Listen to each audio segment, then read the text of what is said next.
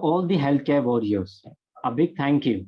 A pillar of strength like a tree cashew. Your work dynasty saving life fearlessly. I dedicated this line to all the dignitaries present among us. I, Faizan Sayed, the host for the evening, feel very pleasure to welcome you all to the prestigious webinar. This webinar is designed to enhance and appreciate some wonderful personalities in the field of healthcare. Gautam Buddha has said to keep the body in good health is a duty, otherwise, we shall not be able to keep our mind strong and clear.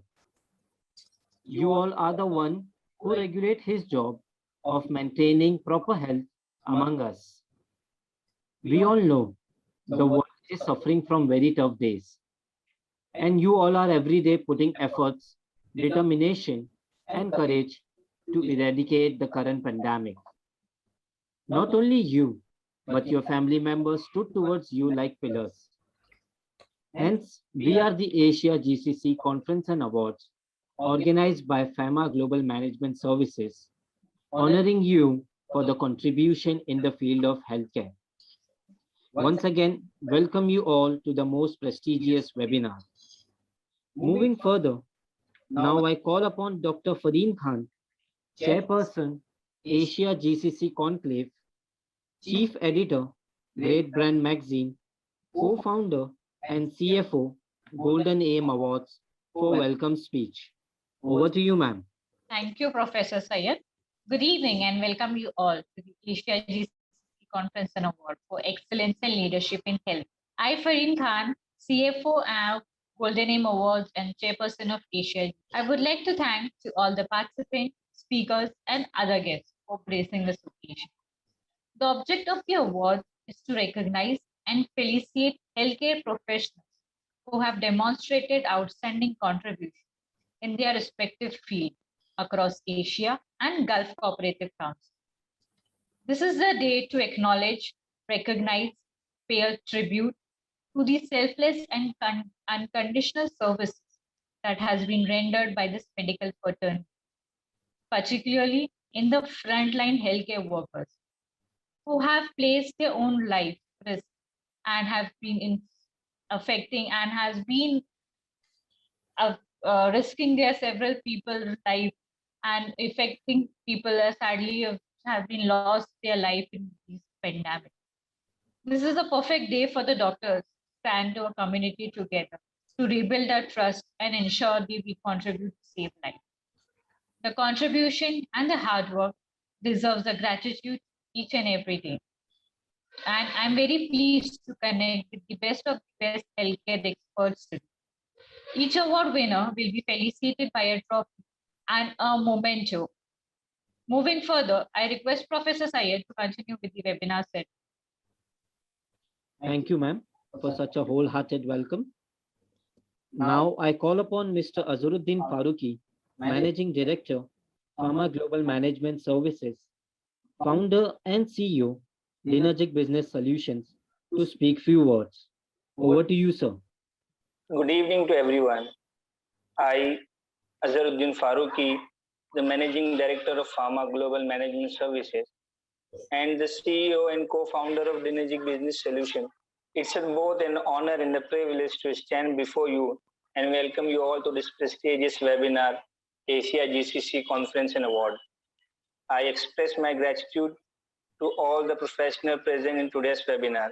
And I like to thank all the physician and healthcare professionals on this call today for your hard work, thoughtfulness, and commitment during this challenging time. Among the heroes who have emerged from their crises are the healthcare professionals who have risked their own life to serve their other patients. The nation is in debt to you. As we move forward, we know that the pandemic continues to evolve and healthcare community must continue to deliver high quality care to all patients. Fortunately, we made significant progress in our understanding of this disease, our ability to combat it, and our effort to help patients suffering with it. And my company, Pharma Global Management Services, we provide solutions and services in various segments and sectors. We are in garment business, in real estate, and the electronic, and we have chain fitness academies, and we provided end-to-end management solutions.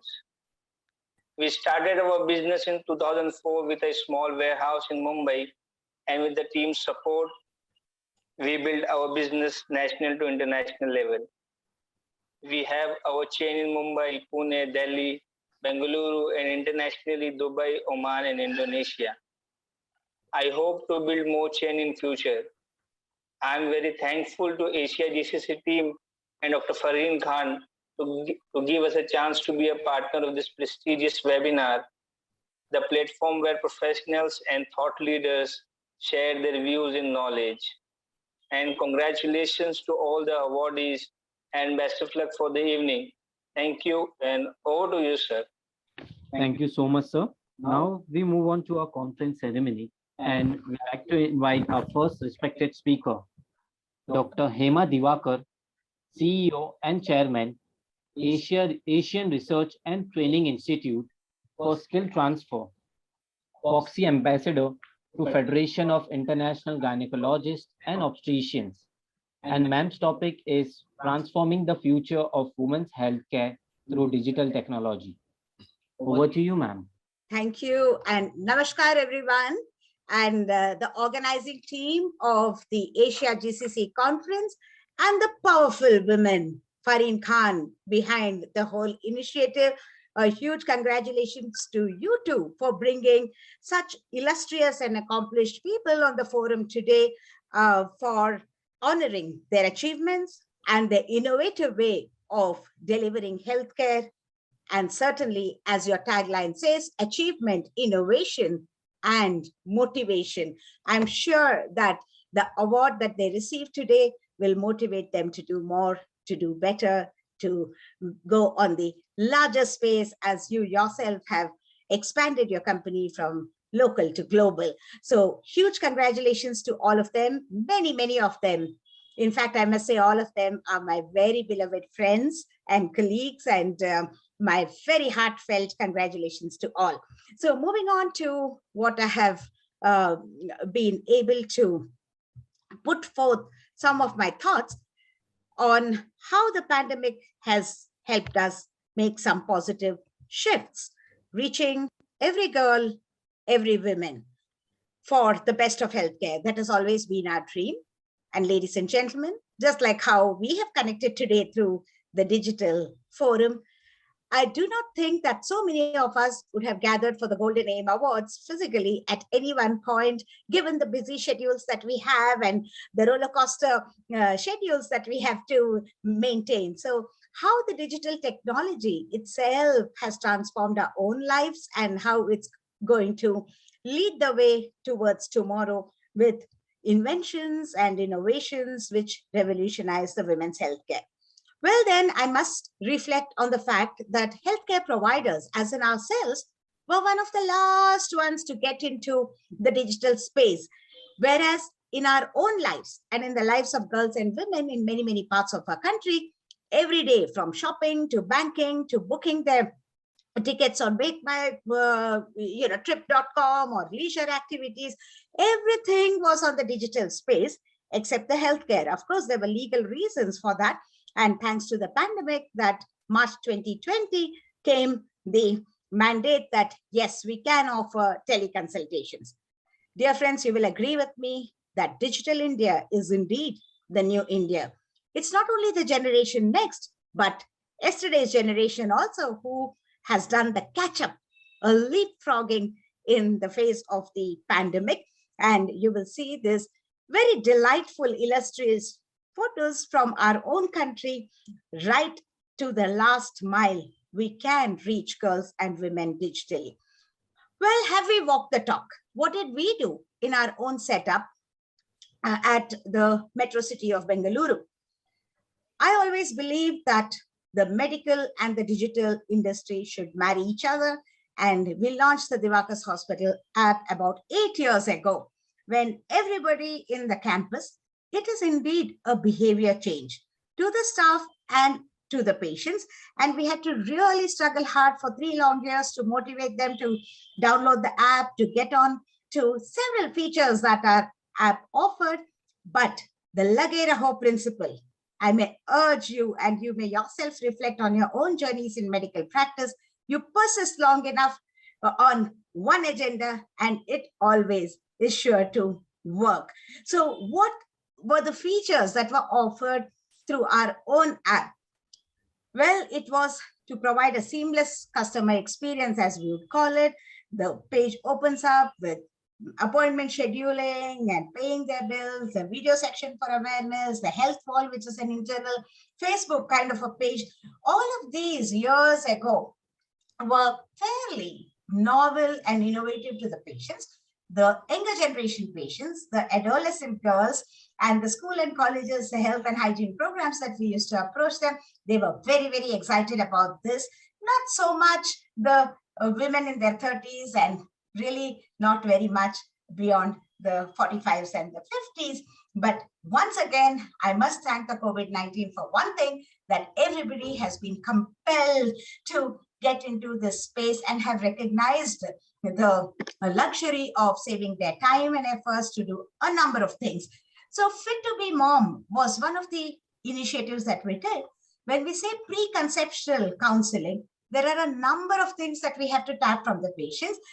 Not only the obstetric and the menstrual and the medical history, but a lot of other things, inclusive of the domestic violence, the history of smoking, alcoholism, other addictions, etc., which is very difficult on a face-to-face, whereas an entire questionnaire seamlessly filled in by the woman herself before she enters the clinic was a big revelation indeed. When we collected this data, we found that we were a lot more accurate in finding out the gaps on what we have to do and where we have to do. And at the end of it, there were everything okay with the patient. It'll show you a green zone, which means she is fit to be mom. There's no preconceptional rectification or a care that you need to give her. Amber means she needs to get some tests done and report to us.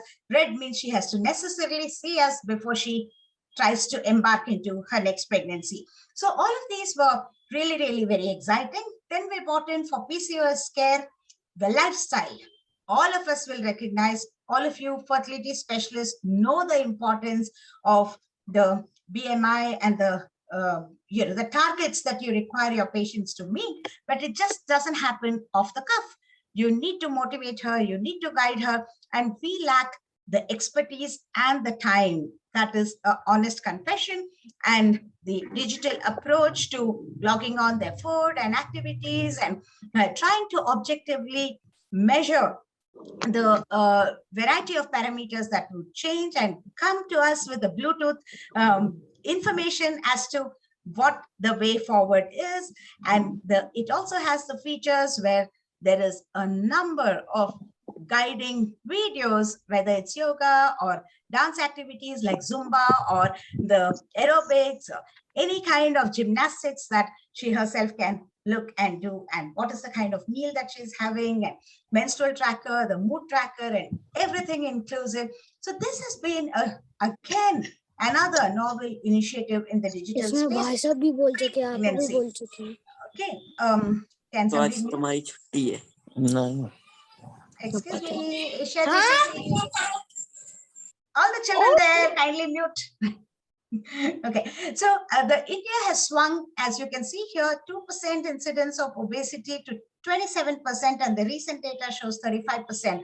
So this again urges us to stick on to a continual guidance and the motivation through the digital space to get the lifestyle advice translated into reality. The pregnancy space, when the IVF specialists do succeed and hand over ongoing pregnancy to us, again, how can we digitally transform the maternity care? Well, the experience pre-pregnancy, during pregnancy, and post-delivery, there are a number of point of care equipment, the non-invasive hemoglobinometer, the digital BP apparatus, which many are used to already use, and the point of care thyroid estimation, the nutritional aspects which just she has to stand on the weighing machine and the parameters are conveyed through the Bluetooth to us. The pregnancy education in various languages, because awareness is the key for the readiness for pregnancy.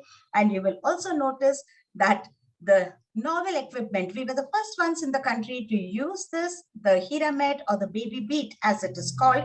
We lend this to the patient on rentals for the last 4 weeks of their pregnancy. If she's a high-risk pregnancy, she can very seamlessly monitor the NST or the heartbeats at home, and it comes to us on the WhatsApp as a strip of record, and we guide her, hey, everything is okay, or no, something is amiss, and you come back and see us.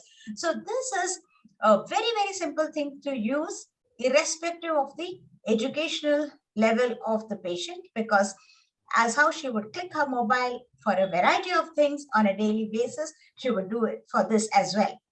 Where to be?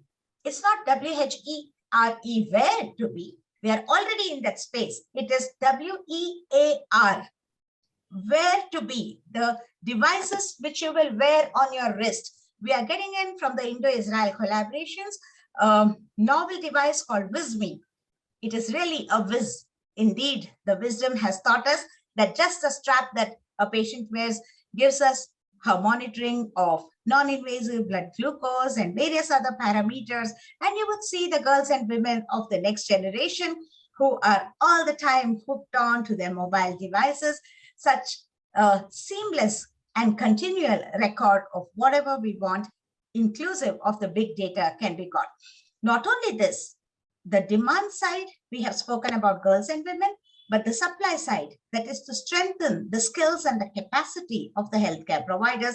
Again, it's a digital platform which comes either the e-learning platforms or the learning management systems, LMS as we call them, and a mega movement in the country now, the Manyata Skill Transfer Program. Many, many of our champions are right here in this program receiving their award.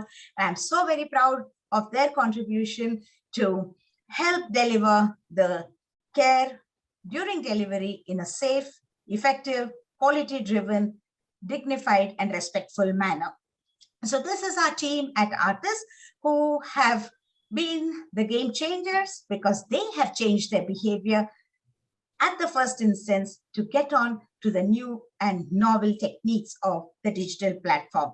So ladies and gentlemen, the future is bright and the time is now. So let's plan our campaign, create the awareness of how we can reach every girl, every woman in every nook and corner of this great country, ensure that they get into their action mode and recognize that their health is in their hands, and let's keep the movement going. And thanks again to the GCC Asia team, which I hope will stimulate us, bringing us on a common platform again and again to collectively do our best bit for the girls and women of this country. Needless to say, digitally, we are reaching the last mile, and it has given us an opportunity to turn the dreams of every girl, every woman, everywhere in the country to receive the best of healthcare.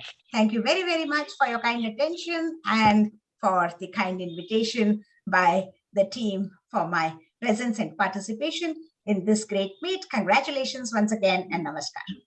Thank you so much, ma'am, for sharing your kind support with us. I request the team to share a thank you memento on behalf of the Asia GCC team. Thank you so very much, and all the best to everyone all the time. Thank you. Thank you so much, ma'am. Thank you so much, ma'am. Now we move on to our second respected speaker, Dr. Rahul M. Vani, President, Navi Mumbai Obstetric and Gynecological Society. And sir's topic is Digital Healthcare Clinical Perspective, Concerns, and Legalities. Over to you, sir. Good afternoon, everyone. Very difficult task to speak after Dr. Hima Divakar. She has been our leader. She's an entrepreneur, and we always follow her leads. Like the Lakshya Manyata training, which has gone digital after this pandemic has arose. So she shows us the way and we follow. That is how it is. So to talk about my talk of digital healthcare, our clinicians' perspective, concerns, and legalities. Of course, the technology has grown rapidly. I will start sharing my slides.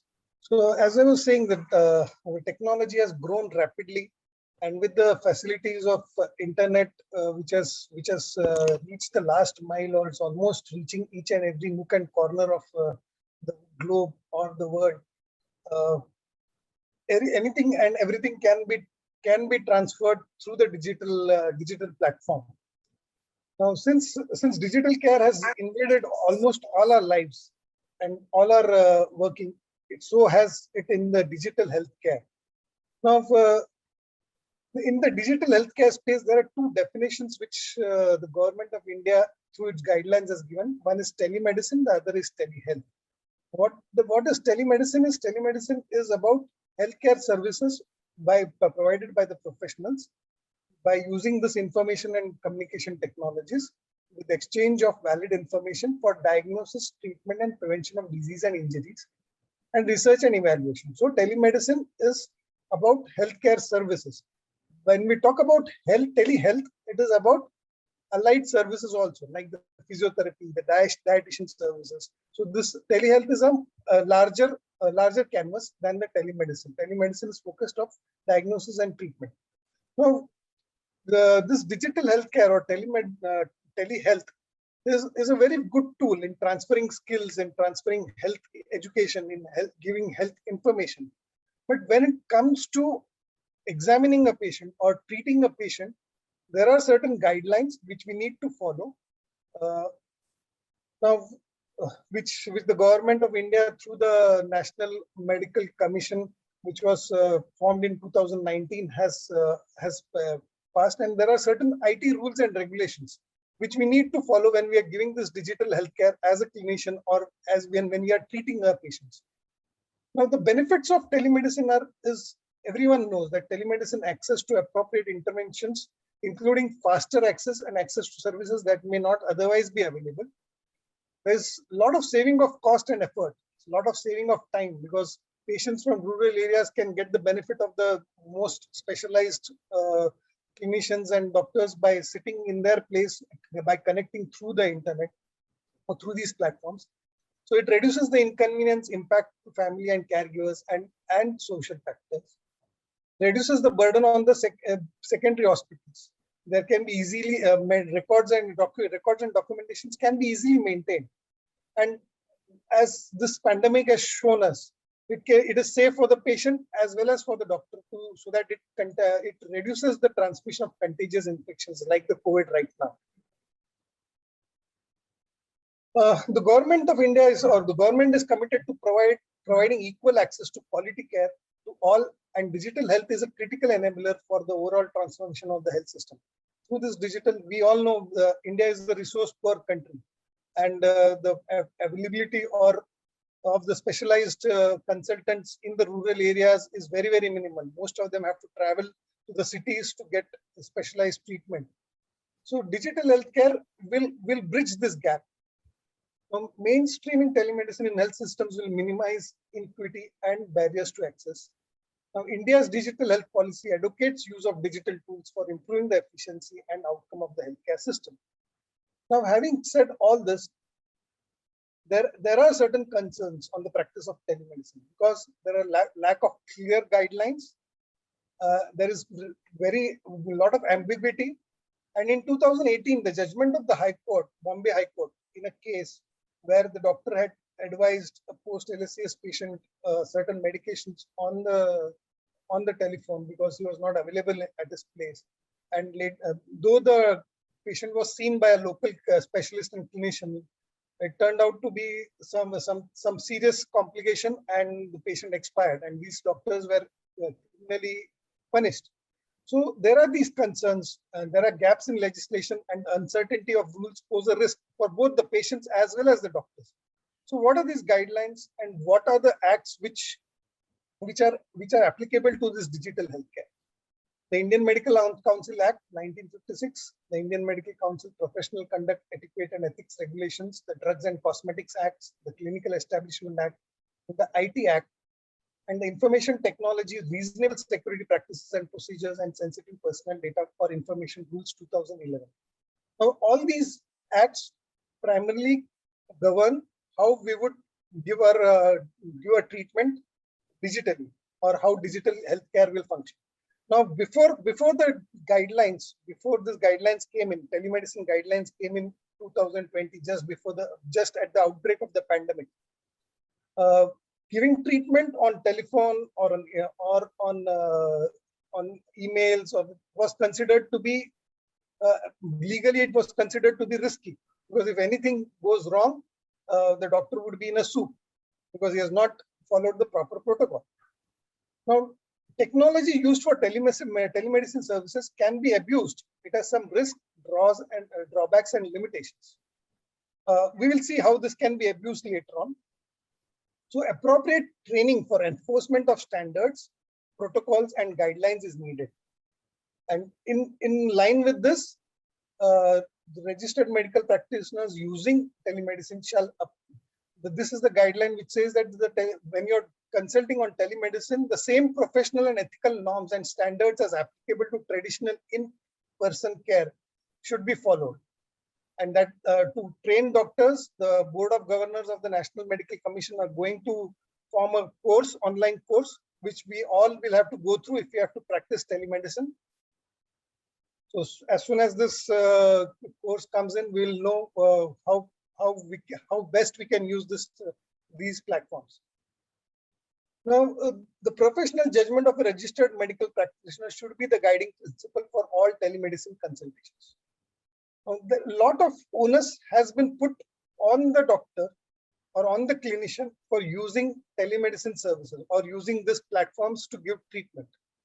Now, the government is bound to provide efficient or good healthcare to all its population, and the patients or the clients, they want a more convenient method of getting treated, but the whole onus of this digital treatment or digital healthcare through these guidelines and through this IT's reasonable security guidelines is on the doctor to be followed. Let us see how it is. An RMP is well positioned to decide whether technology-based consultation is sufficient or an in-person review is needed. So the whole onus, whether to give this patient treatment on this platform, on the digital platform, is on the doctor. He has to make a decision whether this patient can be treated online. And there are 7 elements before we consider giving a telemedicine consultation. The 7 elements are the context in which you are going to give this treatment, identification of the registered medical practitioner and the patient, the mode of communication which we are using. It requires consent of the patient to give treatment on teleconsultation, the type of consultation, whether this is a first consultation or a follow-up consultation. The type of consultation also gives you certain limitations on what you can prescribe, what you cannot prescribe, and what can be treated, what cannot be treated. The patient evaluation and patient management. So these 7 elements have to be considered before you treat a patient on telemedicine or on online consultation. On context, again, the registered medical practitioner has been given the onus to consider whether the mode or technology which is available is adequate for a diagnosis and to proceed with the consultation. Now, RMP has to uphold the same standard of care as in-person consultation, but within the limits of within the intrinsic limits of telemedicine. Now, this is a huge onus on the consultants because the patients, for their convenience, are going to take appointments on the platform or on the digital space. And when you see this patient on the platform, you need to decide whether this patient is fit to be treated on the platform or on digital, or this person needs to be seen online, and if you or whether this patient has to be seen in person. Now, if you decide that it is adequate enough and you give the patient the treatment online, and if something goes wrong, it is very, very easy to say that the doctor has been negligent, because the whole onus is on the doctor to see that the same standard of care is maintained and he has been able to reach a diagnosis by online consultation. Now, identification of registered medical practitioner and the patient. Now, the onus again is on the doctor to confirm the patient's identity, name, age, address, email ID, phone number, registered ID, or any other identification person.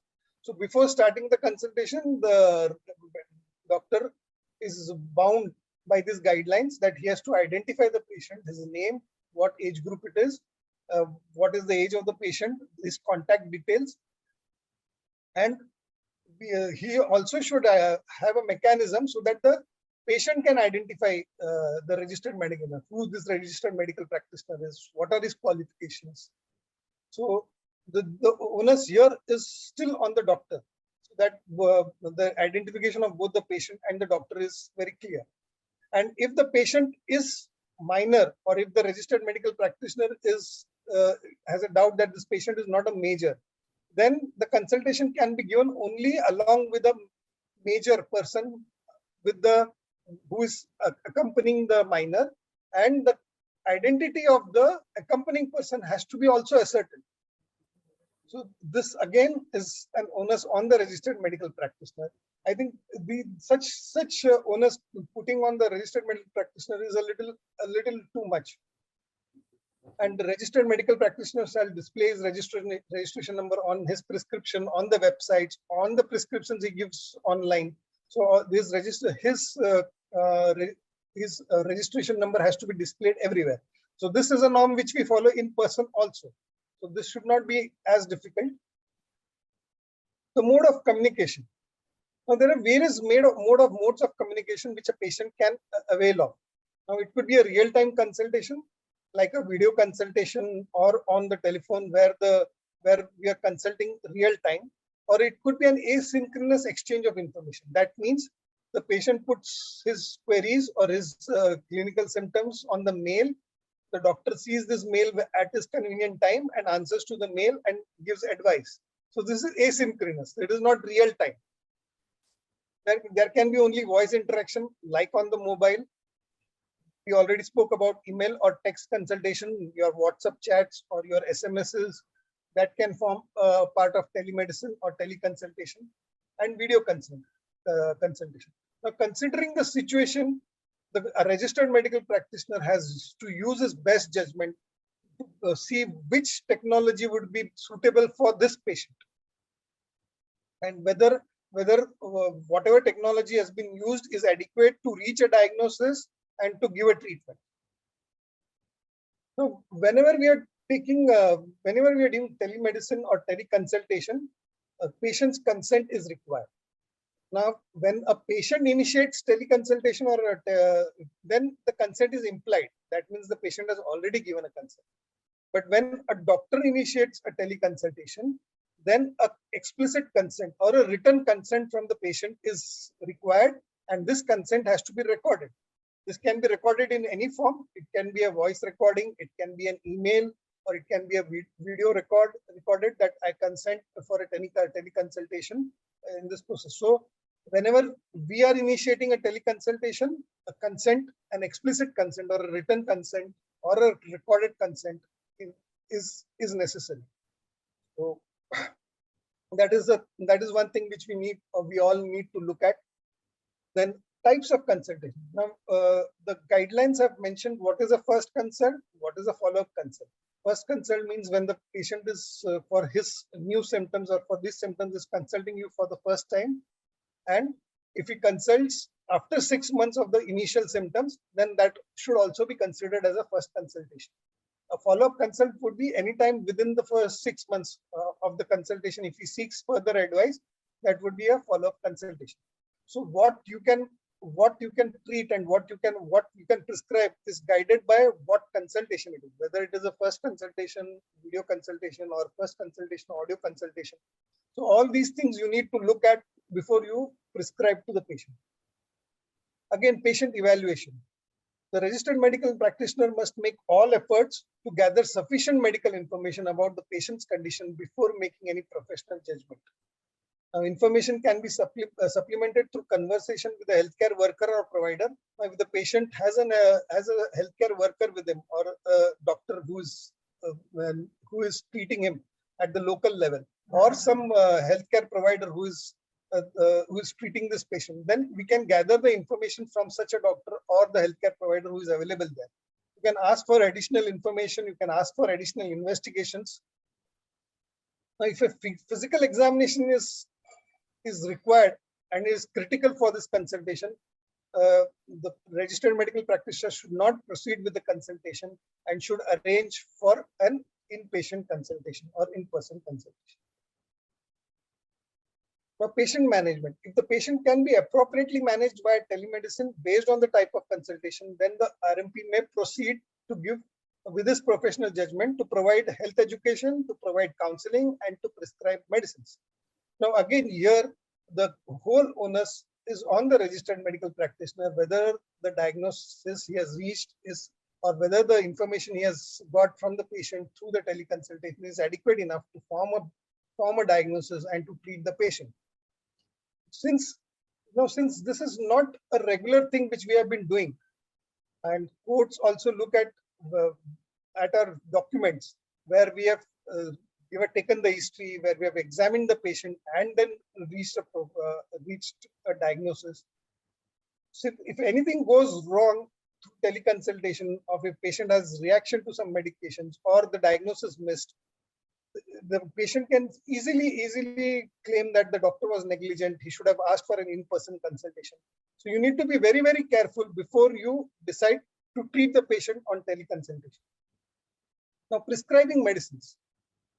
Prescribing medications via telemedicine consultation is at the professional discretion of the registered medical practitioner.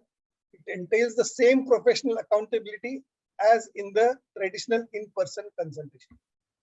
If a medical condition requires a particular protocol to diagnose and prescribe, as in case of in-person consultation, then same prevailing principle will be applicable to a telemedicine consult. Now, this is a really hard task. Now, none of our textbooks would say do not examine the patient and treat the patient. All our protocols say you have to take a meticulous history, you have to meticulously examine the patient and then treat the patient. So before prescribing a medicine on teleconsultation, if these things are not followed, so we could land up in problems if the patient has some problems. Our registered medical practitioner may prescribe medicines via telemedicine only when registered medical practitioner is satisfied that she has gathered adequate and relevant information about the patient's medical condition and prescribed medicines are in the best interest of the patient. So these are huge onuses which have been put on the doctor for teleconsultation.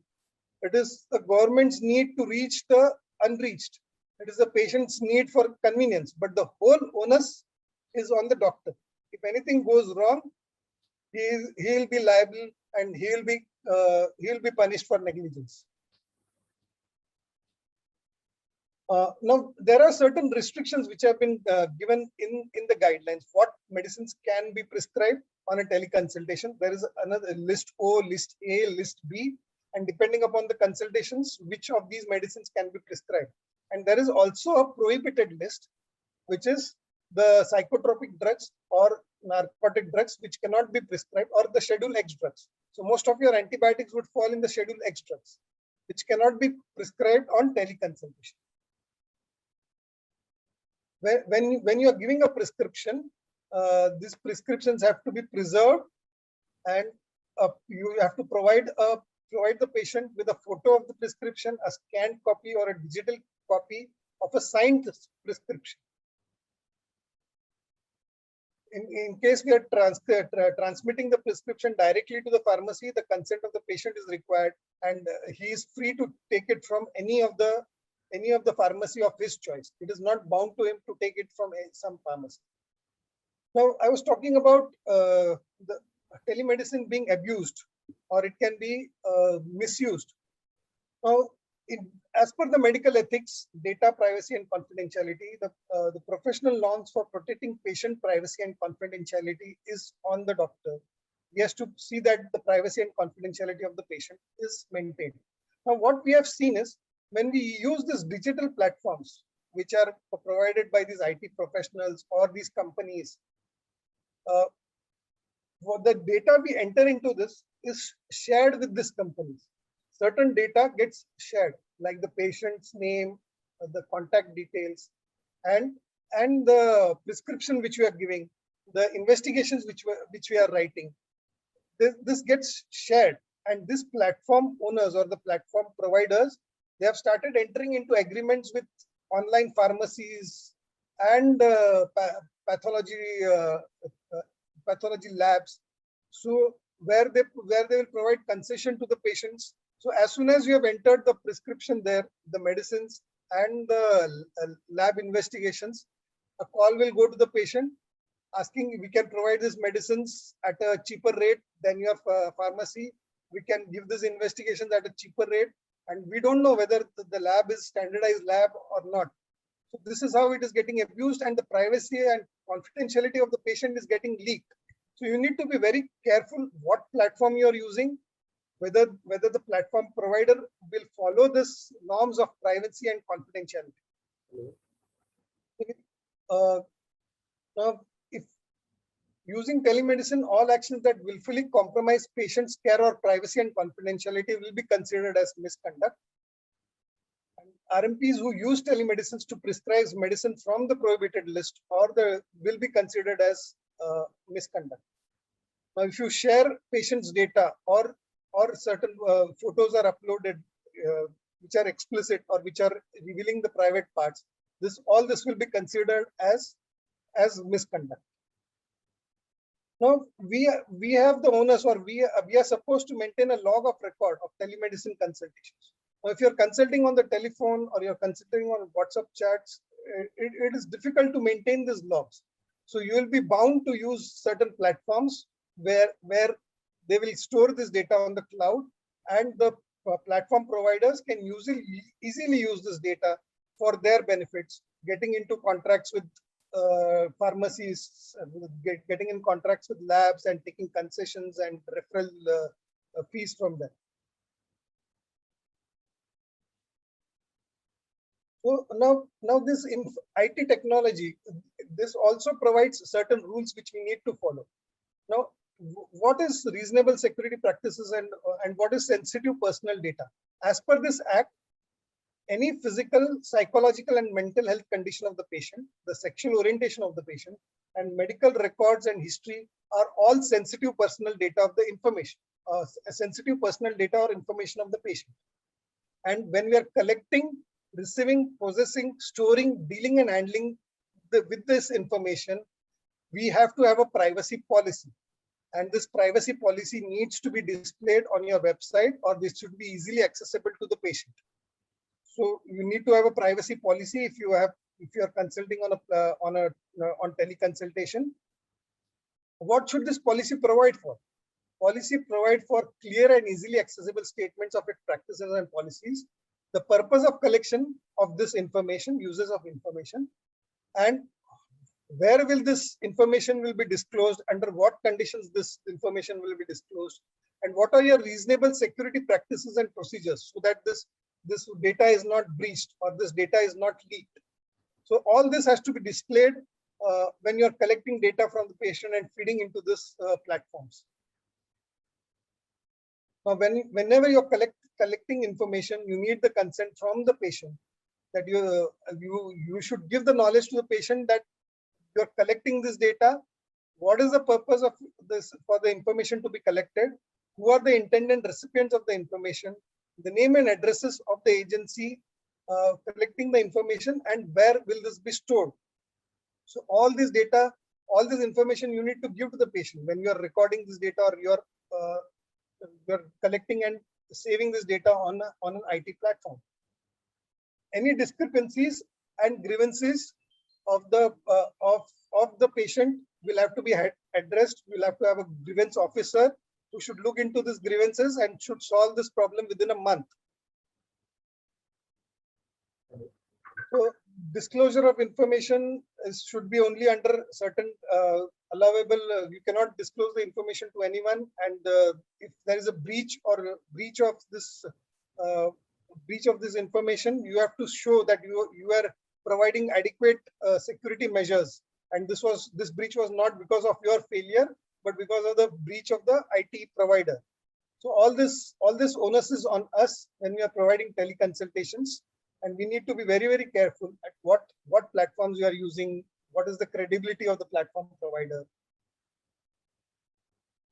So to conclude, digital healthcare will go a long way in reaching the unreached and making it convenient and easier for all the parties. However, the current policies are not conducive to clinicians, and it puts a huge onus on them. Now, for digital healthcare to reach the last mile, these policies have to be re-looked at, and it should be seen that such huge onus is not put on the clinicians. Thank you. Thanks.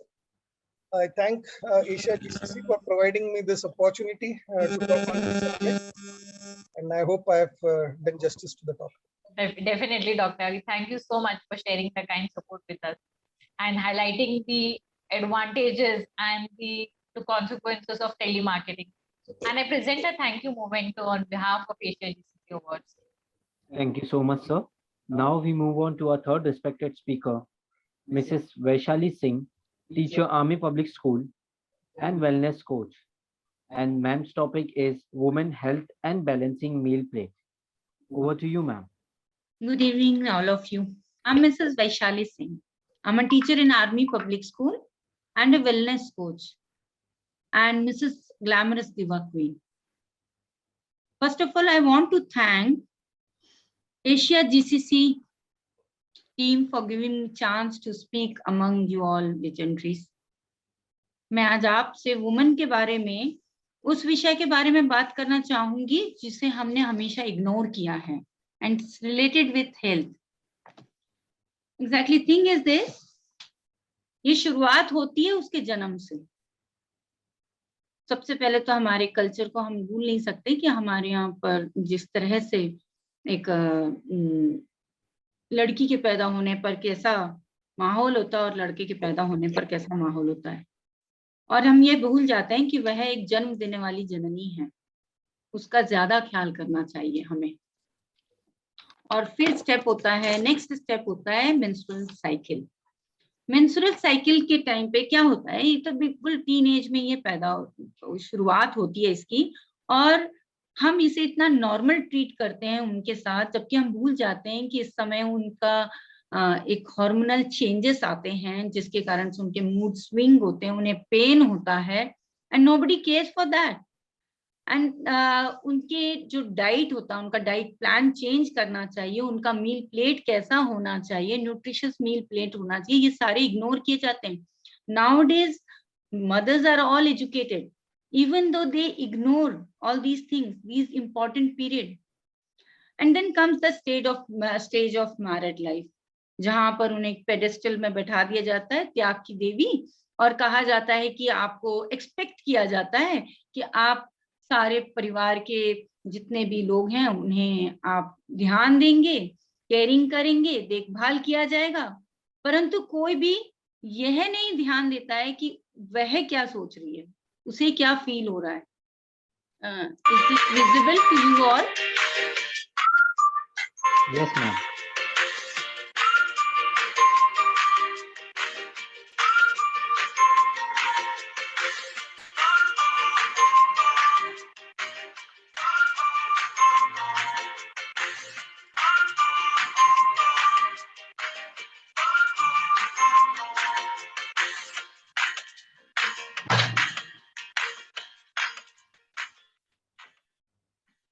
Exactly, same thing happens कि हम women पूरे समय बच्चों का ख्याल करते रहते हैं और परिवार का ख्याल करते रहते हैं, पर हमारा ख्याल कोई नहीं करता है, क्योंकि हमें सब यही एक्सपेक्ट करते हैं कि we are just like a wonder woman, और we can say just like a super woman, we can do everything, but हम बीमार नहीं पड़ेंगे, हमें कोई प्रॉब्लम्स नहीं होगी. और यही थॉट को लेकर चलती है एक वुमन भी.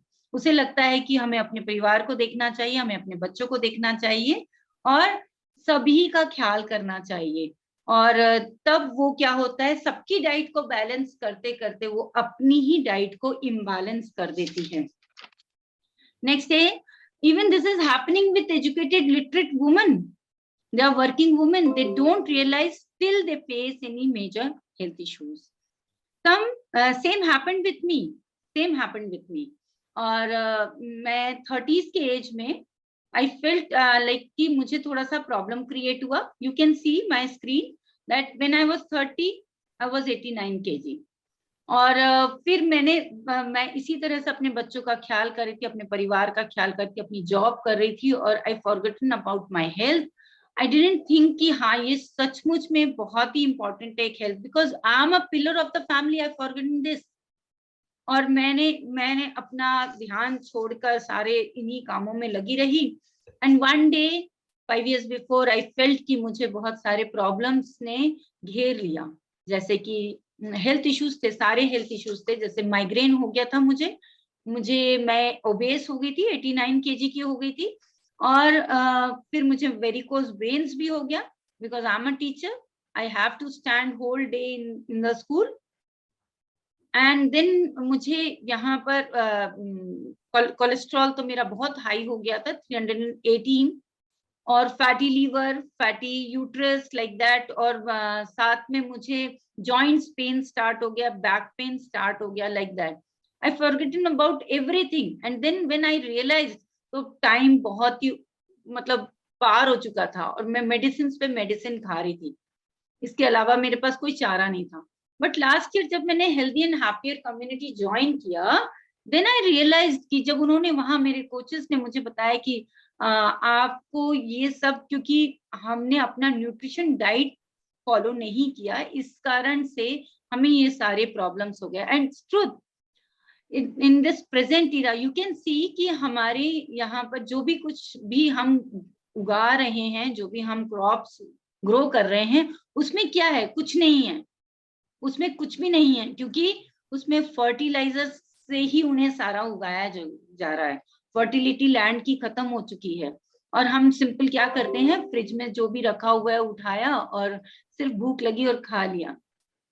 And we are making ourselves garbage bin, like garbage bin, कि बस खाया, जो भी बचा है खा लो, जो भी रखा है खा लो, क्योंकि हमें वेस्ट नहीं करना है. As a Indian woman we think like that.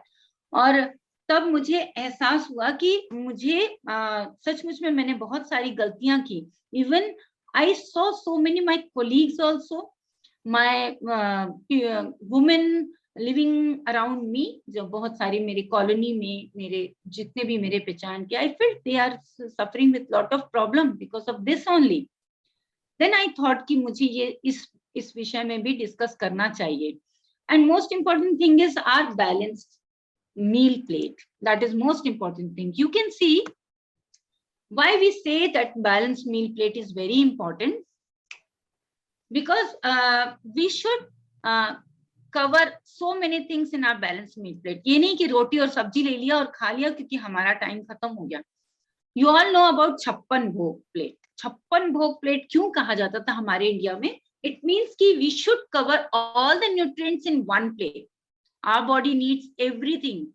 Everything means like calcium, iron, and protein, vitamin A, vitamin C, vitamin B, B12, like that.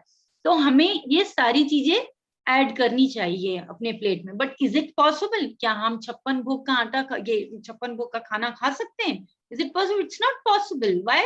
Because हमारा पेट इतना बड़ा नहीं है कि हम इतना सारा खा सकें. But earlier people used to give this plate because उनके हिसाब से सारी सब्जियों को थोड़ा खाइए, क्योंकि हर एक सब्जी में डिफरेंट क्वालिटी होती है, डिफरेंट वैल्यूज होते हैं उसमें, लाइक दैट. नाउ हियर सबसे पहले तो हमें ये इम्पोर्टेंट है कि हमें किस तरीके का खाना खाना चाहिए.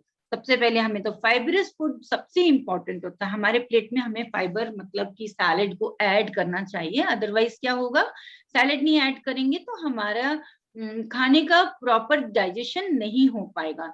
Then we should add probiotic food. Probiotic food is also very important, जैसे कि दही है, हमारा फर्मेंटेड फूड है, we should add this also. Then हमें और भी सारी चीजें ऐड करना चाहिए, जैसे कि प्रोटीन है, and we have to add food related with iron, calcium, like that. And at last we should add carbs also. जबकि हम क्या करते हैं, कार्ब्स को सबसे पहले इंपॉर्टेंस देते हैं और बाद में अगर दिल किया तो हम सैलेड खाते हैं या फिर प्रोटीन फूड खाते हैं. नाउ थिंग इज दिस कि do we know about what should be eat. ना अभी ये क्वेश्चन उतना है. कई बार मैंने जब बात किया कई लोगों से तो कहा कि हम तो मैम दाल खाते हैं. Dal is not sufficient protein, it is insufficient protein. तो हमें प्रोटीन के लिए क्या क्या ऐड करना चाहिए, that is most important thing, like rajma, like chhola, and other beans, soya chunks, like that. But and for protein, this is all that related with protein. And then carbs comes. Now carbs में भी अभी हमें कहा जाता है कि रोटी खाइए, चावल मत खाइए. तो हम सबको पता है कि गेहूं में ग्लूटेन होता है, that is a sticky substance that present in our wheat. And is it good to eat roti, गेहूं की रोटी? No, it is not good. Why? Because ये हमारे खाने को डाइजेस्ट होने ही नहीं देता, न्यूट्रिशन को हमारे बॉडी में जाने ही नहीं देता. तो फिर हमें क्या करना चाहिए? तो it's better to change the carbs. Like किसी दिन रागी की रोटी खाइए, किसी दिन आप मक्की की रोटी खाइए, किसी दिन आप बाजरे की रोटी खाइए. तो in this way you will change the carbs. and किसी दिन आप चावल भी खाइए, चावल is also very good thing, we can't deny कि चावल नहीं खाना चाहिए. and ये these are all very important things. Now you can see why we should add all these things. You should add 30% of protein from our food and supplements. It goes in our body. 25% fiber होता है and 30% fat. That these are all very important. Omega 3 is also important. And another thing is rest is also very important. We forget about rest. We don't drink good proper water. According to the height, according to the weight, we have to drink water also. Suppose one is of 80 kg, so he or that she should drink 4 liter water. And we are not drinking like that. And ये सारी चीजें अगर हम add करते हैं तभी जाके हमारा प्रॉपर मील होता है. हमारी जो प्लेट होती है, मील प्लेट होती है, वो प्रॉपर सारी चीजों को कलेक्ट करती है. देन ओनली ये सारी चीजें कवर होती हैं, तभी हमारा, नहीं तो हमारे साथ बहुत सारी प्रॉब्लम्स क्रिएट हो जाती है, जैसे बाल झड़ना, स्किन में जल्दी रिंकल्स आना.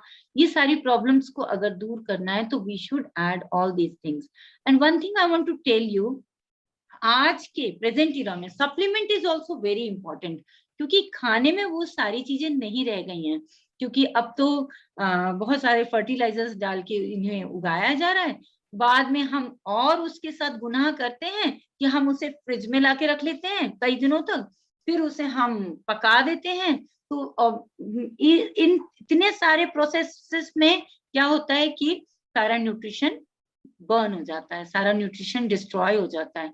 सो we should add supplements also. Supplement is also very important for this present इरा.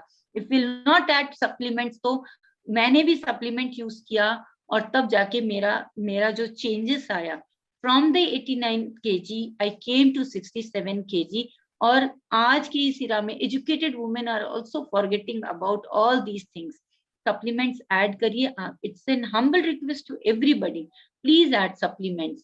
मैंने भी हर्बलाइफ न्यूट्रिशन लिया था, मैंने वुमेन्स चॉइस लिया, मैंने भी मल्टीविटामिन्स लिया, तब जाके मेरे न्यूट्रिशन खत्म हुआ, पूरा हुआ. और मेरे जो लेग्स में इतना ज्यादा पेन था बिकॉज ऑफ B12 के कमी के कारण से, मुझे आयरन की कमी के कारण से फैटी लिवर हो गया, जिसके कारण से डाइजेशन ठीक से नहीं हो रहा था, ब्लॉटिंग हो रही थी. ये सारा सॉल्व हुआ problem.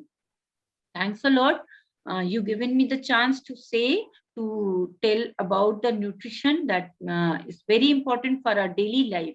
Everything is important, but this is most important thing because every day we are eating food. Every day, every time we need food. Food is the everything for our health. Thank you. Thank you so much, Mrs. Vaishali. Thank you, ma'am. Thank you. Thank you for highlighting the importance of women's health. And I request the team to share a thank you moment on behalf of Asia.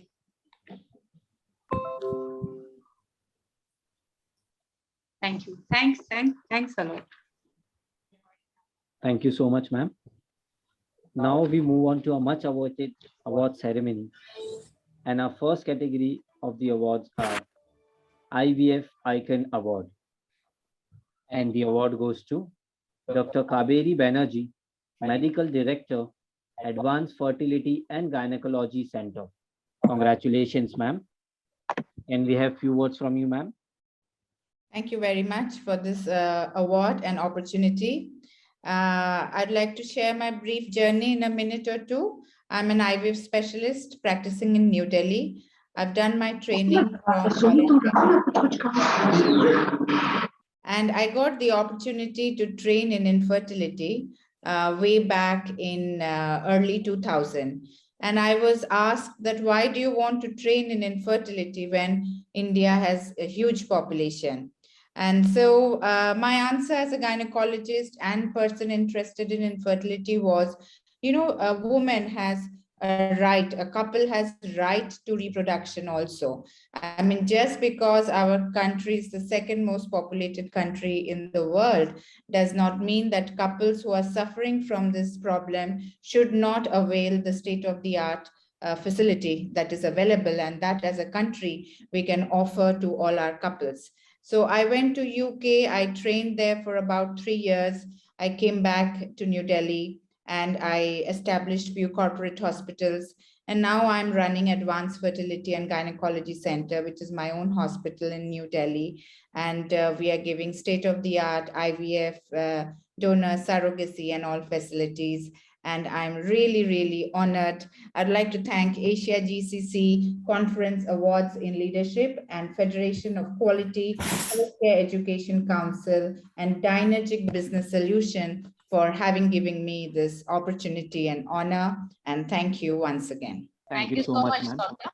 Many congratulations for the award. Our next awardee is Dr. Mamta Deendayal, Mamta Fertility Hospital, a unit of Infertility Institute and Research Center. Congratulations, ma'am. Our next awardee is Dr. Nayana Patel, Medical Director, Akansha Hospital and Research Institute. Congratulations, ma'am. Thank you for this award. First of all, I would like to thank the Asia GCC Conference and Award, where I'm receiving this IVF Icon Award, and this appreciation means a lot to me. Because in 1996, when I wanted to get trained in IVF, living in a small rural town of Anand, which is famous for Amul, with a population of 150 to 2,000 people, there were colleagues laughing at me saying that it can only be done abroad. You can only do it in metro. I don't know how you will survive in Anand. And I took up that challenge because I cared for the infertile couples. I had a couple friend who was going to Mumbai to take the treatment. I said they were affording. We in Anand, if there are people not affording, where will they go? And that was the impetus for me to start the treatment. And today, my first IVF baby came here to invite me for her wedding. She's 21 years old. And it's really a proud moment for me that yes, I have given to Anand, I have given to this small town, and then to Gujarat, and then to India, and then to the world, a center which is definitely a center of excellence. And this award adds a feather to its cap. Thanks a lot for giving me this opportunity. And I accept this award willingly. And I thank you for recognizing my IVF journey. Thank you so much, Doctor. Many congratulations for the award. Our next award category is Women Healthcare Leader Award, Gynecologist and Obstetrician. And the award goes to Dr. Lavanya Kiran, Senior Consultant, Narayana Health Hospitals, Bangalore. Congratulations, ma'am. Can we have few words from you, ma'am? Thank you so much. I'm feeling so overwhelmed and I'm really feeling so awesome today. I can't tell you for choosing me for this prestigious award. I think this is going to be only an inspiration and more a motivation to continue the work and the contribution that we've been doing always.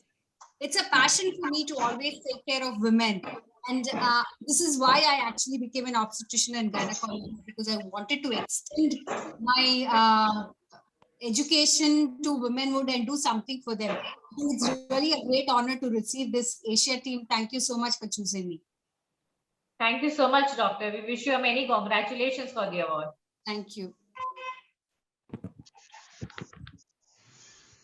Our next awardee is Dr. Pragya Mishra Chaudhary, consultant gynecologist, infertility and IVF specialist, New Life Test Tube Baby Center, Patna. Congratulations, ma'am. Can we have few words from you, ma'am? Thank you so much to Asia GCC Awards and conferences for acknowledging my contribution to the field of IVF, gynecology, and obstetrics. And I think, I think this award will probably serve as a motivation for me to do even better in my field. You know, actually, as well as, you know, Kaveri also said, you know, that our country is so densely populous, where is the need? But, you know, the higher the population, greater is the problem of infertility as well. In our, and especially in the state of Bihar, I think infertility is just rampant, and I try my level best, you know, to just give as many the best results that I can give to my patients, you know. So thank you once again, you know, to Asia GCC Awards and the jury for having acknowledged my contribution and for having selected me for this award. Thank you so much. Thank you so much, Doctor. We Yeah. wish you many congratulations for the award. Thank you so much. Our next award category is IVF Icon Award, and the award goes to Dr. N. Sanjeeva Reddy, Professor, Sri Ramchandra Institute of Higher Education and Research, Chennai. Congratulations. I would like to thank Asia GCC Awards jury members, coordinated by Dr. Farheen Khan of Global AIM, Golden AIM, partnered by Pharma Global Services, Dynergic Business Solutions, Ideal Education Movement, and Federation of Quality Health Education Council for selecting me for this prestigious IVF Icon Award. Dr. Naina Patel and other people, they were telling how difficult it is to get trained in this IVF doing technology. So after getting trained in Harvard University affiliated college in USA, I came and started in the first university college. And I'm the first person who started the MCH Reproductive Medicine Surgery course in India, super specialty course in gynecology. So I'm training all the doctors, not only the MCH students, fellowship also, so that they can go and spread this training for other people. This is a novel gesture from your side to motivate us, to inspire us to do some more work like this. Thank you very much. Thank you so much, sir. Our next awardee is Dr. Mamta Deendayal, MBBS, Mamta Fertility Hospital, a unit of Infertility Institute and Research Center. Congratulations, ma'am. Thank you so much, Asia GCC, for this award. I truly appreciate the trouble the jury has taken to give me this prestigious award. I acknowledge it in all grace, in all humility, and I thank the jury for having given me an opportunity to be a part of this IVF Icon Award. Thank you so much. All I can say is that this gives me a feeling that I need to do much more than I have done in the past. And this gives me a motivation to continue the work that I do, like all my colleagues here. Thank you so much. And all I can say is I'm very grateful. Thank you so much, ma'am. Our next award category is Most Trusted Test Tube Baby and IVF Center. And the award goes to Rainbow IVF, Agra. Dr. Keshav Malhotra, Director of Rainbow IVF, will be taking the award on behalf of Dr. Jaydeep Malhotra. Thank you so much, Asia GCC, for this award. It's an honor to actually receive an award in name of mom and also the clinic. It's been an honor to be a part of this journey. Like most of the centers, our center also had very humble beginnings right from 1996 when we started our unit. I was only 6 years old then, but right from then till now, it's been almost 25 years that we've been really working in this field of infertility and trying to give our patients holistic, trustworthy and consistent results. And I think that's something that has really propelled us. And again, thank you to Asia GCC for choosing us for being the most trusted center. Apart from this unit, we also have been providing services to about 14 more clinics in India, as well as Nepal and Bangladesh. And both mom and dad have been credited for the first 500 babies of Nepal as well, apart from the first babies of Uttar Pradesh. And this award actually motivates the fourth generation that me and Niharika are to actually follow their footsteps and take this to greater heights. So thank you so much. And again, thank you for this award. Thank you so much, sir. Our next award category is Women Healthcare Leader Award, Gynecologist and Obstetrician. And the award goes to Dr. Sneha Surendra Bhuyer, Foxy Breast Committee Chairperson and GCM ICOP, Managing Director, Sukharta Hospital. Congratulations, ma'am. Can we have few words from you, ma'am? Yes, thank you so much, Asia GCC and the entire organizing team for having me here and showering these blessings. I'm very happy to share with you that both of us being from metropolitan cities, we have selected a smaller town like Yavatmal, and we have settled here since last 30 years now. And we are the healthcare leaders, and proudly I can say that we have catered the services over not only Yavatmal district, but the adjacent districts as well. And entire Vidarbha we are covering, and we have catered these services to more than 5 lakh population, 5 lakh patients till today, and delivered more than 25,000 patients individually. Apart from this, we are practicing high-risk obstetrics, and people have to travel to the major cities like Nagpur, and we are providing the tertiary care center here. So happy to have this award once again. Very thankful to all my mentors. I can see here Dr. Narendra Malhotra also, and very happy to share with you that even when I was quite surprised to receive this award because we have never applied for this, and like I had received the Foxy Award, the unsung hero, when we have actually not applied for it. So these are the awards, they come to you as surprise, and they are more give you more happiness, and of course appreciation always motivates you to work more and more. Thank you so much once again. Thank you so much, ma'am. Our next awardee is Dr. Anupama Rao, Senior Technical Advisor, Pathfinder International. Congratulations, ma'am. Can we have few words from you, ma'am? Hello, everyone. Many congratulations, doctor. Thank you, GCC, Asia GCC, Pharma, Dynamic Business Solutions, Federation of Quality Health and Ideal Education for this award. I'm deeply humbled for this recognition of my work, which involves improving quality of care for women. After 2 decades of working as a clinician, obstetrician, gynecologist, and IVF consultant, I moved to the development technician. Presently, I work as the Senior Technical Advisor at Pathfinder International. In my role, I am the technical lead for programs on maternal and newborn health, where we improve provider competencies towards provision of quality of maternal care, including respectful maternity care. We also provide improve provider competency for provision of family planning and adolescent health, and ensuring that every woman and girl with an unmet need for family planning is reached as far as awareness and access is concerned. I am really thankful for this honor and the continued commitment that Asia GCC has towards women's healthcare. Thank you so much. Thank you so much, ma'am. Our next awardee is Dr. Richa Sharma, Professor and Senior Consultant, Department of Obstetrician and Gynecologist, GTB Hospital, Delhi. Congratulations, ma'am. Can we have few words from you, ma'am?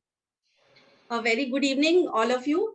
Myself, a senior consultant and professor in the Department of Obstetrics and Gynecology at the University College of Medical Sciences and GTB Hospital, Delhi. And I have a keen interest in gynae endoscopy and safe abortion and contraception. And thank you, Asia GCC, for recognizing my work and giving me this honor. And certainly honors and awards, they give us the encouragement to do more and more work and also to do in a much better way. So this is a great initiative, and thank you, Asia GCC, once again for this honor. Thank you so much, Doctor, and many congratulations for the award. Our next awardee is Dr. Hina Popat, obstetrician and gynecologist, Paritosh Hospital, Rajkot. Good evening to all of you, and I would like to thank Asia GCC Awards and their jury team members for selecting me from the Rajkot city as an obstetrician and gynecologist. I am serving this city since 20 years, and my keen interests are in adolescent and menopausal women awareness. Thank you once again. This award means a lot.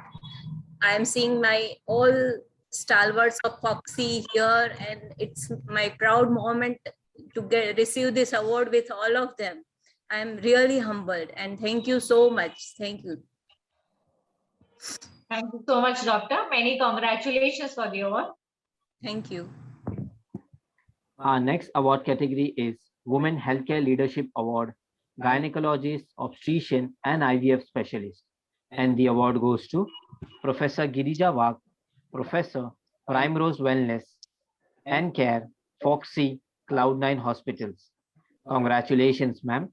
Many thanks, Asia GCC, for recognizing me and giving me an award. And I really am grateful to you for acknowledging me as an excellent achiever and leader in the field. Actually, I would want to say that this is an acknowledgement of my mentors, people who have guided me, and most importantly, my students and my patients who rested their trust and faith in me. I would like to be known and always be understood to be a person who has been an advocate of women's health issues and has always endeavored to not only share knowledge, teach, train people, but also to do research as much as possible. And therefore, this award means a lot to me. Thank you so much, Asia GCC. And I want to be extremely grateful for giving me this award. And I really want to dedicate this award to my mentors and my patients who have made me what I am in the past 30 years of serving women's health. Thank you. Thank you so much, ma'am. Our next award category is Women Healthcare Leadership Award, Gynecologist and Fetal Medicine Specialist. And the award goes to Dr. Sumitra Vachani, Professor, VMMC and Safdarjung Hospital. Congratulations, ma'am.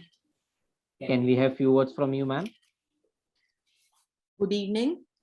And I'm really very much humbled to receive this very prestigious award from Asia GCC Conference and the Dynergic Business Solutions. And it was really very humbling for me. I am working as a professor in the Department of Obstetrics and Gynecology at a public hospital of North India, that is Safdarjung Hospital and Vardhaman Mahavir Medical College. And it's been my endeavor to establish the fetal medicine services in a public hospital so that I am able to offer these services in a cost-effective manner to the segment of population who cannot afford, and they are really coming to us in public hospitals. So I'm really very grateful and thankful. This goes a long way in encouraging me to do even more, and it will be my endeavor to really raise the bench for fetal medicine services in my institute. Thank you very much. Thank you so much, ma'am. Our next award category is Women Healthcare Leadership Award, Obstetrician, Gynecologist and Laparoscopic Surgeon. And the award goes to Dr. Swapna Yendru, Clinical Director, High Risk Pregnancy and Minimally Invasive Surgery Unit, Swapna Healthcare. Congratulations, ma'am. Our next award category is Women Healthcare Leadership Award, Fetal Medicine Specialist. And the award goes to Dr. Chinmay Ratha, Director and Lead Consultant, Fetal Medicine, Resolution Fetal Medicine Center, and Research Institute, Hyderabad. Congratulations, ma'am. Thank you. Thank you so much. And it is really a very like overwhelming experience, like my colleagues have just said, for receiving this information from Asia GCC. That mail was quite a pleasant surprise because, like Sneha madam said, we really never applied for the award, but to be recognized and honored for a service that we provide as part of a job that we really love to do. I mean, I would do nothing else in life other than being a doctor. And after being a doctor, obstetrics and gynecology came as a not natural choice. And then fetal medicine was a passion. This journey started way back in 2005 when it was a fledgling specialty, and it was difficult to justify its role in clinical medicine in the beginning. But I think with all our senior Foxians here, they will understand that today fetal medicine has made a place for itself. We know that it really provides meaningful healthcare to pregnant women if you do a good fetal medicine service. And I have been lucky to be part of the journey right from the beginning. And what started as few small steps with very few people in a small closed group today has become a very large consortium of fetal medicine specialists. I am proud to be part of an organization now which is able to provide full-fledged fetal medicine services in the state of Telangana, and we are the only center which provides all kinds of services starting from diagnosis, screening, and even therapy. It's been a very satisfying journey, but all our achievements are only possible because we are supported by an army of supporters, believers, and well-wishers. Today, I take the occasion to thank that support which I get from my family, my colleagues, my teachers who've mentored me, and above all, my patients who believed in me and allowed me to be part of their team. These kind of awards, they just remind us that, whatever work we are doing, I think somebody is noticing. And thank you so much. You make us feel very nice, but we'll just continue to do the work that we have been trained to. My respect to all my teachers, and thanks to the organizers once again. Our next award category is Women Healthcare Leadership Award, Fertility and IVF Specialist. And the award goes to Dr. Shweta Singhvi, Medical Director, Morpheus IVF, Mumbai. Congratulations, ma'am. Can we have few words from you, ma'am? Good evening, everyone. I'm a Mumbai-based gynecologist practicing since last 12 years with super specialization in the field of reproductive medicine and IVF. So my practice is exclusively dedicated in the treatment of infertile patients. I'm the medical director and the co-fertility specialist of Morpheus Andheri International IVF Center, which is located in the heart of Mumbai at Andheri East. So Morpheus IVF is India's leading chain of Indo-German fertility centers, and we have set up organized chain of IVF centers, more than 30 centers across the country. I would like to thank GCC for reaching out to me and to the jury for recognizing my efforts in the field of reproductive medicine and bestow me with this iconic healthcare award. Like the previous speaker said, it's really very inspiring to have such events, which recognize our efforts towards the society, the work we do. And definitely such events, they encourage us to do more in life. And lastly, I would like to say that I dedicate this award to my patients, patients who have trusted me over the years, and enabled me to be where I am today. So thank you GCC once again. Thank you so much, Dr. Many congratulations for the award. Thank you. Our next award category is Iconic Healthcare Leader Award, Gynecologist and Obstetrician. And the award goes to Dr. Arun Madhav Barua, Chairman cum Managing Director, Sampriti Hospital, Sivsagar, Assam.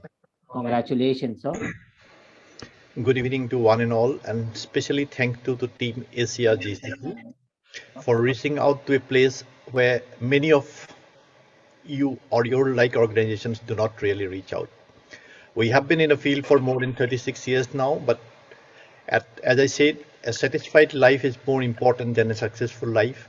And today, probably you have made my life more satisfying because reaching out, loving me, and I'm also being loved, and that is a reflection that our work has been recognized. As every one of us, those who have participated in today's ceremony, I have nothing more extra to add, but feeling good within is a great feeling, and that keeps you going with greater force and service dedication to serve to the community. And I feel your honor and recognition will help us to serve even better, because everyone likes this honor and I'm no different from others. Thank you so much for recognizing me with this honor. Thank you so much, Doctor. Many congratulations for the award. Our next award category is Best Quality Patient Care Hospital, and the award goes to Malhotra Nursing and Maternity Home, Agra, to Dr. Niharika Malhotra. Dr. Narendra Malhotra will receive on behalf of Dr. Niharika Malhotra. So a very good evening to all of you. I congratulate Asia GCC for organizing such a nice conference and the award ceremony. And it's indeed a pleasure to receive such an award to Malhotra Nursing Home. Malhotra Nursing Home was started by my grandfather in 1957. So 65 years of services to Agra and the people of Agra.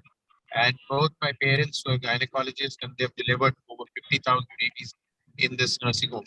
We have always had transparent care and patient-centric hospital. In 1984, when ultrasound first came to India, we were the first to introduce ultrasound after Bombay. We were the first to introduce operative laparoscopy in 1990 and the first IVF center of Uttar Pradesh in 1996. And after that, Malhotra Nursing and Maternity Home has cared for the pregnant woman and offers all genetic, fetal medicine, 3D, 4D ultrasound, all the obstetric care you can ever think of. We're a very, very highly equipped obstetric HDU, and we now, of course, have our referral hospital as the Rainbow Hospital also. So thank you, Asia GCC, for recognizing our services and for honoring us with this award of being the most trusted OBGYN unit award. Thank you. Thank you so much, sir. Our next award category is Mental Health Leadership Award, and the award goes to Dr. Kailash Suresh Kumar, Associate Professor, Department of Psychiatry, Chettinand Hospital and Research Institute, Chettinand Academy of Research and Education. Congratulations, sir. Can we have a few words from you, sir? Thank you, Asia GCC, Dynergic Solutions, and Federation of Quality Education. Thanks a lot for recognizing our work. I'm an associate professor and I work in a suburban area and a semi-rural area. So I am able to offer mental health care for poor people. And I am heading a department of 3 postgraduate students. So thanks a lot for the opportunity. And thanks for recognizing our work, Asia GCC conference. Thanks a lot. Thank you so much, sir. Our next award category is Iconic Healthcare Leader Award, Fertility and Fetal Medicine Specialist. And the award goes to Dr. Selva Priya Saravanan, Obstetrician, Gynecologist, Fertility, Fetal Medicine Specialist and Director, Spring Fertility Fetal Care, Kanyakumari. Congratulations, ma'am. Can we have few words from you, ma'am? Oh, yes. Thank you, Asia GCC, for nominating me for this award. And to my surprise, when I was approached for receiving this, I just asked them very bluntly, are you guys just, because we usually get many intimations for awards and everything, paid awards. But genuinely, when I realized that they had gone through the work and they had nominated, it was more rewarding, I should say. See, how many ever times you get an award, it is always very, very special for everyone. So when your services are recognized, and it actually gives you a time to look back in admiration of your own work, and also it makes you anticipate about what more we are going to do. And I'm from Kanyakumari, so receiving this award means I'm giving hope to many people that wherever you are, if you are good, your services will be recognized. And once again, thank you so much for nominating me for this award. Thank you so much. Thank you so much, ma'am. Our next award category is Iconic Healthcare Leader Award, Fetal Medicine and High Risk Pregnancy Care. And the award goes to Dr. Prashant Acharya, Medical Director and Chief Consultant in Fetal Medicine and High-Risk Pregnancy Care, Paras Advanced Center for Fetal Medicine, Ahmedabad. Congratulations, sir. Can we have few words from you, sir? Our next award category is Iconic Healthcare Leader Award, Gynecologist and IVF Specialist. And the award goes to Dr. T. Ramani Devi, Consultant Obstetrician, Gynecology and Infertilologist, Ramakrishna Medical Center and Janani Fertility Center. Congratulations, ma'am. Can we have few words from you, ma'am? Thank you. Good evening, everybody. First of all, let me thank Asia GCC Dynergic Solutions for having selected me for this very prestigious award of Iconic Healthcare Leadership Award. I hail from a small city that is down south in Tamil Nadu, in the heart of Tamil Nadu, that is Tiruchirappalli, where we started our fertility unit right in the way back at 2004. And I have been the first gynecologist to start doing gynec laparoscopic surgeries. And it gives me immense pleasure to serve the people of Tiruchirappalli, because at that time, when these women, wanted to have a fertility treatment like ART, they need to go to far off places like Chennai or other places. I am very happy that I was able to give it to the women of Trichy or the couple of Trichy who are infertile at a lower cost. And this award means a great thing to me, because I will dedicate this award to all the patients who had brought me to this stage, and also dedicate to my parents and the family members who have been very supportive throughout. And especially practicing in such a middle town gives us immense pleasure, because we are able to bring up whatever it is available in the metro cities to the midtown or the mid cities. So I thank Asia GCC for having nominated me for this award. Thank you once again. Thank you so much, ma'am. Our next awardee is Dr. Pratibha Singh, Director, Chief Gynecologist and IVF Specialist, Healing Touch Hospital, a unit of DKS Hospitals Private Limited. Congratulations, ma'am. Can you hear me? Good evening. Yes, ma'am. Yeah. So first of all, I take this privilege to congratulate the organizers, especially FEMA Global Management Service, Dr. Farheen Khan, Mohammad Azharuddin and all, for organizing such wonderful program with such great deliberation. And with all humbleness and humility, I accept this prestigious award. Thank you so much for recognizing my little effort towards the care of ailing population. And like all said, it was a real surprise for me also, as I belong to a very small place in Bihar, where still the facilities are not that well prevalent. But I started my IVF center way back in 2007. And since then, I have come a long way. And I'm so happy that you have recognized our efforts. That is very important. This will motivate us to do more in this field. So thank you once again. Thank you so much for honoring me with this prestigious award. Thank you. Thank you so much, ma'am.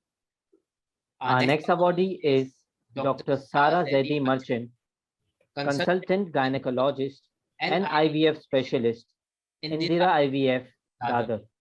Congratulations, ma'am. Yeah, good evening, everyone. I feel really tiny in front of such stalwarts today.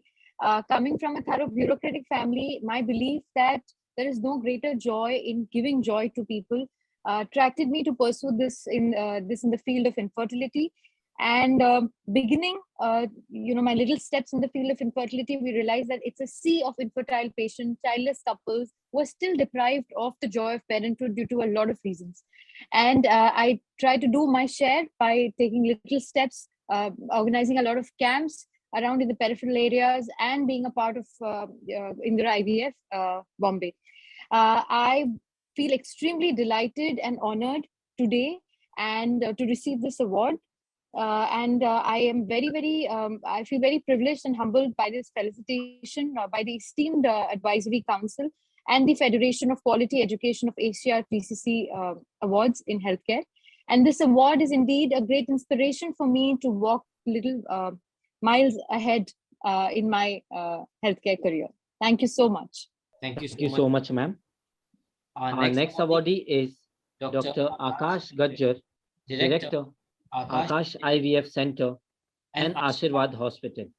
Congratulations, sir. Our next award category is Iconic Healthcare Leader Award, Ultrasonologist and Infertility Specialist, Dr. Poonam Goyal, HOD, IVF and Infertility, Max Hospital, Ghaziabad. Congratulations, ma'am. Our next award category is Iconic Healthcare Leader Award, Gynec Laparoscopic Surgeon and IVF Specialist. And the award goes to Dr. B. Ramesh, Medical Director, LGS Hospitals Private Limited. Congratulations, sir. Thank you very much, Asia GCC, for giving this honorable award. So I'm really happy to receive this award. So I'm a practicing laparoscopic surgeon in Bangalore for last 25 years. So when laparoscopy came 25 years back, only few patients and few people were receiving the treatment, which is very good when compared to the older fashion surgeries. So then we decided that we should, reach more and more people to travel to different places all across India and to train many hundreds and thousands of gynecologists so that they can go back to their place and, give this benefit of excellent laparoscopic surgery to their patients. And whatever we are doing, I think it is reaching a good number of patients across India. And we are very, very happy with what we are doing.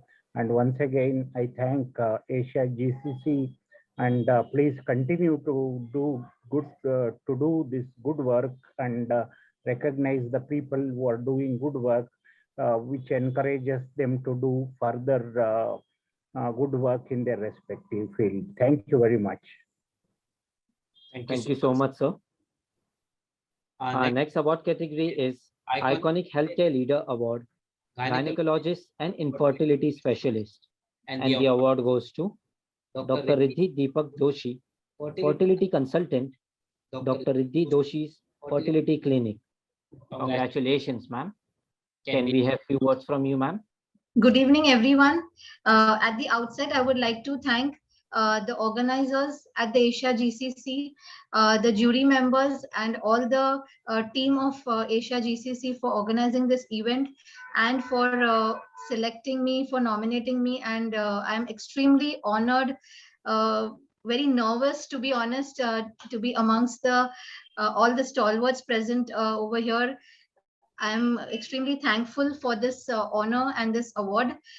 Fertility for me has always been a passion since my postgraduate days.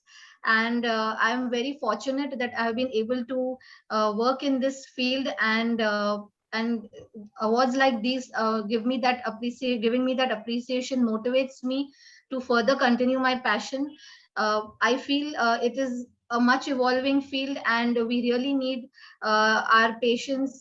We need to cater more and more to them. It's a field which requires a lot of empathy, and the involvement in the work is also beyond the regular professional fields that we talk about. So being a doctor, and more so being in this very sensitive field and the subject, it's a lot of responsibility that is shouldered by me, and I feel extremely thankful and fortunate to be able to do so. Extremely thankful for this award, which I would like to definitely dedicate to, starting from my family, my teachers, seniors, colleagues, and last but not the least, for all the patients who have put faith in me and are continuing to trust me. So thank you, everyone, and also congratulations to all the other awardees. Big thank you, and extremely humbled today. Thank you very much. Thank you so much, ma'am. Our next award category is Iconic Healthcare Leader Award, Laparoscopic Surgeon and IVF Specialist. And the award goes to Dr. Shweta Shah, Consultant Gynecologist and Laparoscopic Surgeon, Cloud9 Hospitals, Mumbai. Congratulations, ma'am. Can we have few words from you, ma'am? I would first like to thank Asia GCC and the organizers and jury members for felicitating me with this prestigious award. I would also like to dedicate this award to all my family members, my patients who put the trust and faith in me. And I would also like to take this as an appreciation towards improvising my efforts in my field. Thank you very much, and it was a pleasure receiving this award. Thank you. Thank you so much, ma'am. Next award category is Iconic Healthcare Leader Award, Gynae Laparoscopic Surgeon. And the award goes to Dr. Sushila Saini, Gynae Laparoscopic Surgeon and Director, Jaipur Durbin Hospital. Congratulations, ma'am. Can we have few words from you, ma'am? Thank you so much, GCC, Asia GCC Awards for choosing me and recognizing my work in the gynae laparoscopic surgery. And actually, I started my journey 15 years back from the small town nearby the Jaipur. And that time, laparoscopy was not so much popular in the Rajasthan.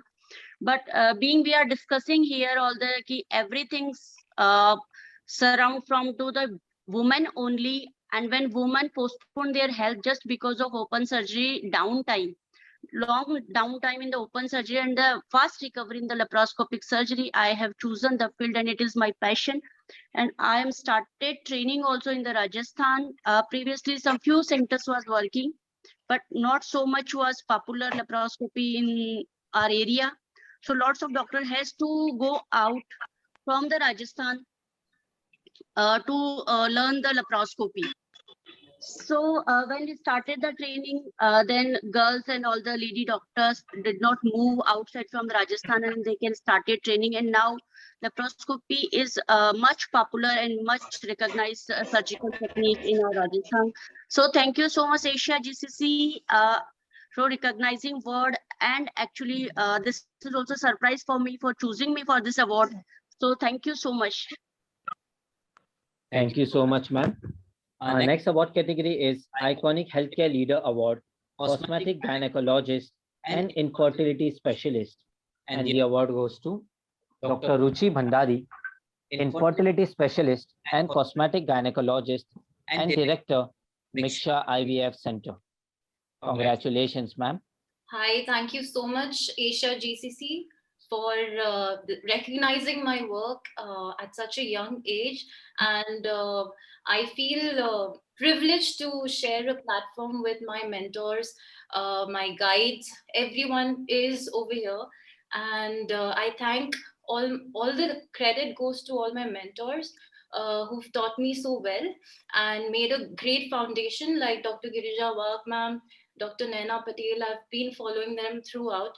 And so I started my venture as an infertility specialist, but my main interest is awareness in PCOS and adolescent health.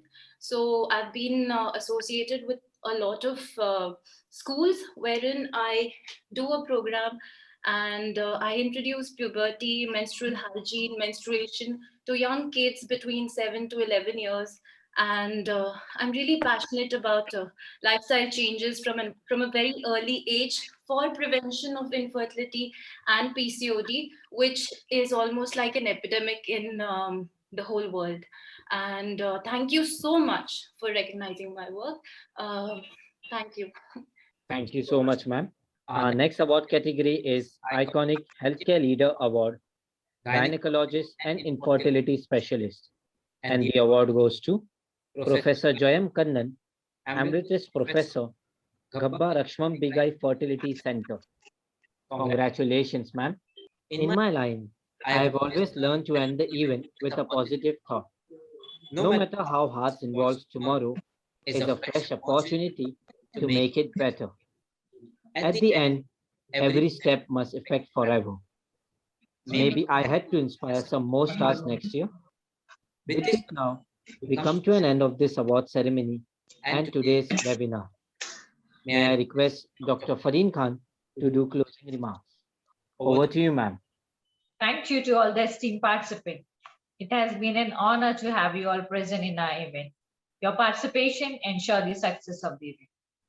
Once again, I thanks everyone for all the kind support. I also like to thank Professor Sayer for being a wonderful host for the evening. I would like to thank to our all esteemed speakers and our gold partner, Dinergic Business Solutions, and our presenting partner, Pharma Global Management Services CEO and co-founder, Mr. Azharuddin Farooqi, for all the support and the opportunity to work with him.